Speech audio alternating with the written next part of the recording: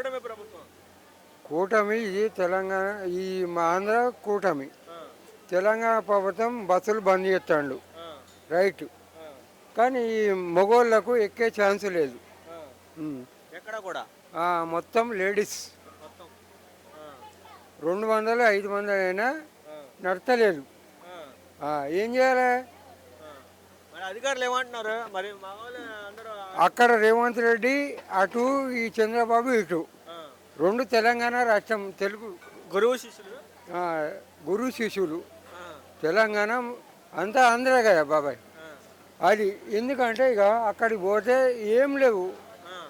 ఏడకొచ్చారు ఇప్పుడు? విజయవాడ ఆ, కనకదుర్గమ్మ దగ్గరికి. గుడికి.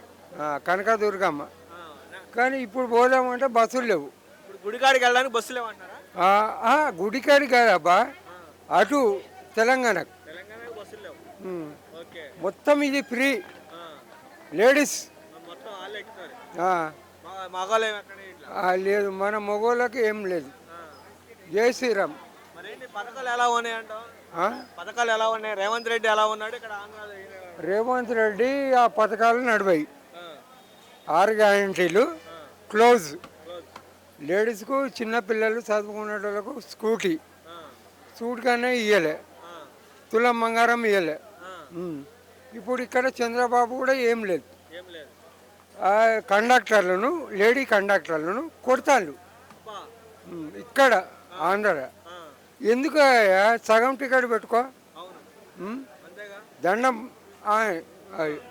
మరి అప్పుడు కేసీఆర్ గారు ఉన్నప్పుడు ఎలా ఉండేది? మంచిగా టికెటే ఆ, ఫుల్లు, ఆ, రైతు బంద్ గీత బంద్ అంతా మంచిగా ఉండేది. అబ్బా.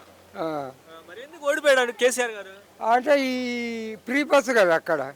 మాటలు విన్నారా? ఉమ్, ఆ, ఫ్రీ బస్సు కదా. ఆ, అంటే ఫ్రీ బస్సులో ఈ తులం బంగారం వస్తలేదు ఆ, కేసీఆర్. రేవంత్ రెడ్డి ఆ.